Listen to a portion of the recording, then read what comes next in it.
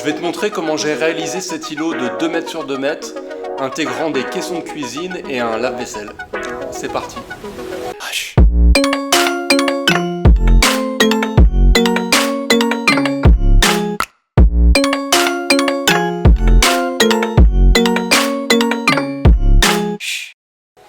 Et il a oublié de vous préciser, le monsieur, il y a aussi la confection du plan de travail. Je commence toujours par des plans 3D pour me rendre compte un petit peu des volumes. Et on passe à l'atelier pour préparer la structure. Après avoir pré-percé, je viens visser et assembler mes tasseaux. Enfin, je viens mettre en place et présenter les différents éléments de la structure. J'ai mis du placo à l'intérieur pour que ça fasse plus propre. J'assemble maintenant mes 2 caissons de cuisine et je laisse une place à droite pour le lave-vaisselle.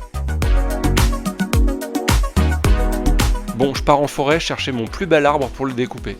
Non, je rigole. Je vais à la scierie chercher des planches de frêne. Après une sélection minutieuse par rapport au veinage, je pourrais déligner dans la longueur mes différentes planches. Et pour ça, je passe à l'atelier. Je fais des planches de maximum 15 cm pour éviter que ça voile. Et je les numérote pour avoir un bon raccord avec le veinage. Je peux maintenant passer au rabotage. Je commence à plat pour avoir une face propre, et ensuite je passe sur le champ pour avoir un bel angle droit. Et ainsi de suite des 2 côtés sur toutes les planches.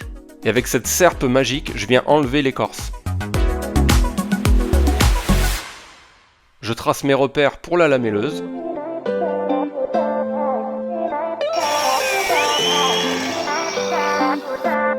Et je peux percer tous mes trous.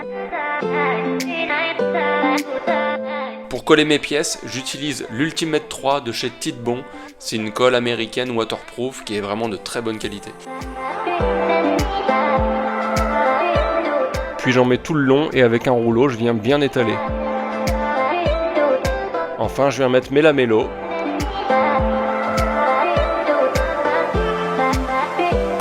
Je présente mes pièces par rapport à mes traits et je viens les assembler au serre-joint.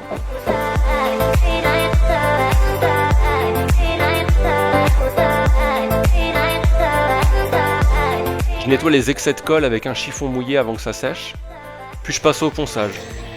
Je commence par un grain 120 et je finis au 240.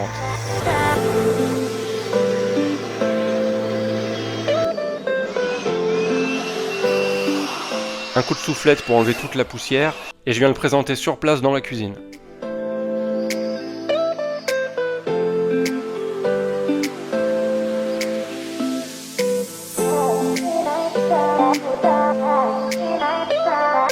Je continue avec l'îlot. Les planches de l'îlot font 7 cm d'épaisseur. Je les présente une par une par rapport à mon numérotage.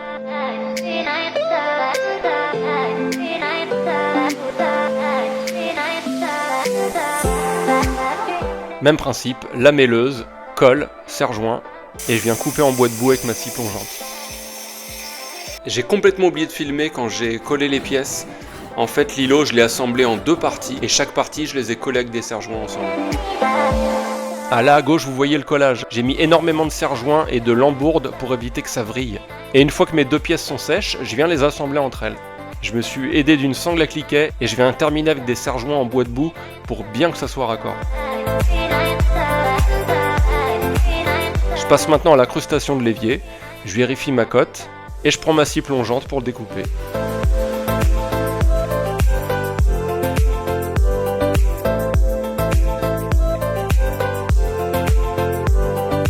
Je peux mettre en place mon évier et mon robinet.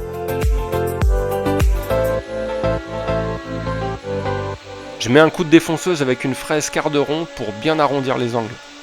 On a choisi de positionner également sur l'îlot un bloc prise encastrable qui nous permet de charger les téléphones ou de venir brancher ta voiture électrique. Là, je vais intégrer un seau pour le compost. Les planches font 7 cm d'épaisseur, donc je commence déjà par faire plein de petits trous aux forêts, puis je termine à la scie sauteuse.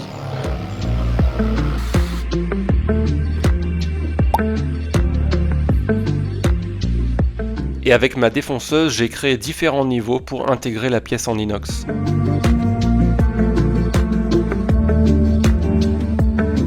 Je peux maintenant assembler le tout, mettre mon seau, la petite collerette et le chapeau de finition.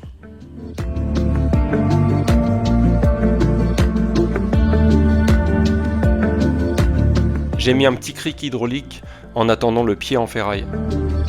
Ah bah tiens, le voilà. Je passe au fondure polyuréthane pour permettre de bien protéger le bois en 3 couches. Aucune teinte, je le garde transparent pour garder le beau veinage du frêne.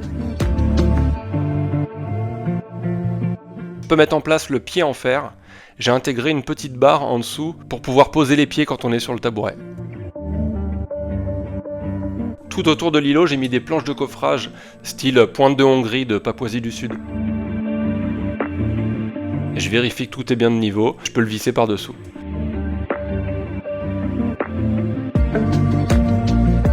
Voilà, le projet îlot est terminé, on est trop content du résultat.